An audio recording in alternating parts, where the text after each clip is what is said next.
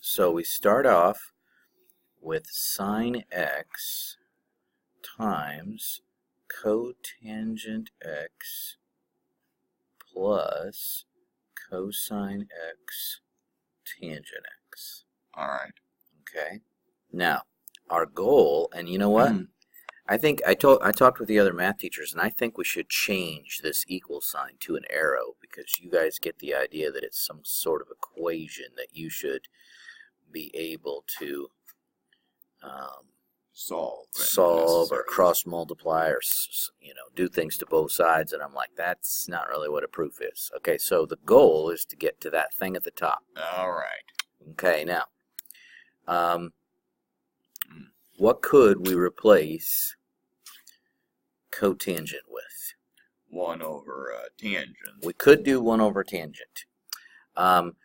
But I see a sine x on the outside, which I'm going to guess that eventually what we're going to be doing is distributing. Okay? Yeah. So what I'm seeing is replacing cotangent with cosine over sine. Oh, yes. So that when I do that distributing that I just talked about, look what's going to cancel. Sines are going to cancel. Right, because you got one on the top and one on the bottom.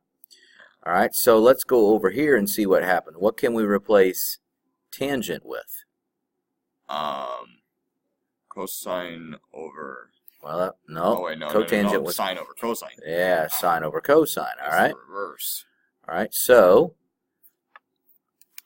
what cancels out over in that fraction? Do you see anything?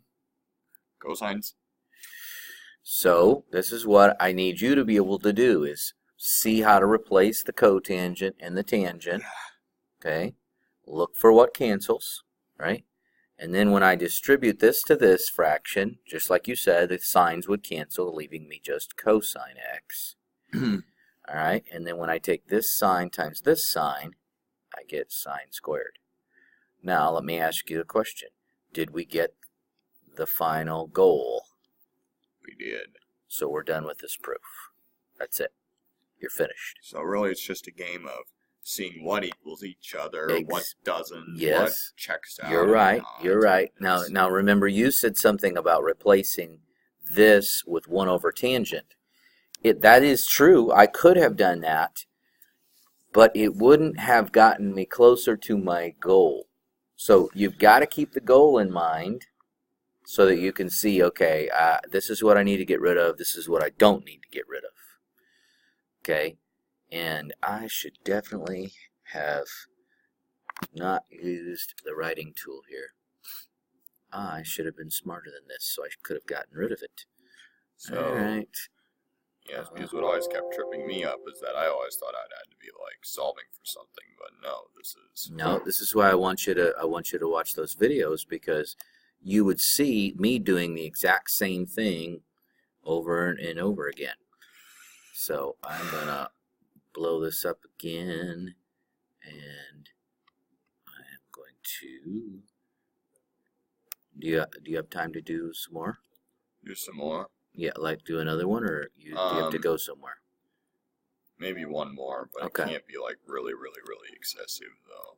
Well, so far that one wasn't. So. Yeah. Okay. All right. Now. I mean, it's kind of like chemistry a little bit. I mean, trig is like learning a foreign language. Yeah. This is all just like doing all those equations, balancing that we had to do.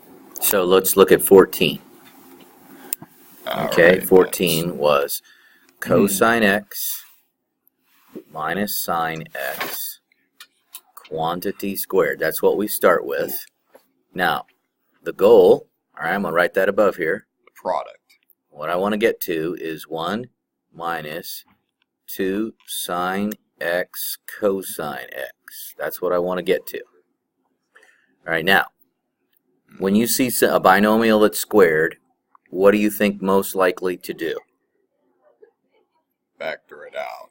Okay, and so to take it out of the foils. So you want to foil it? Is that what you're trying to tell me? Just factor it. Just put it in the other form. Oops, running out of space there. So well, I've got it times itself. So shouldn't I foil it? Yes, you should. Okay, so what's cosine times cosine? cosine squared x. Okay. All right. And sine times sine is going to be plus sine squared x, which is a Pythagorean identity. Oh, good idea. Now we got to do the insides. Oh, right. That's going to be negative sine x cosine x. Okay, and we have to do the outsides. Which is going to be the same thing. Okay, so those are like terms, aren't they? Yes, they are. Now, you were smart. Now, normally when we do FOIL, we do first, outsides, insides, lasts. But you did the firsts, and then you did the lasts. Now, what I like about what you did was you made a quick observation. You made the observation that that was going to equal 1, right? And that's one part we need to get. Yeah, and that's in our answer, right? So, what do I have right there? We have two things that are equivalent. And that means you just have, well, when you combine them together, you get that 2. Minus 2 sine x cosine x. Is that my goal?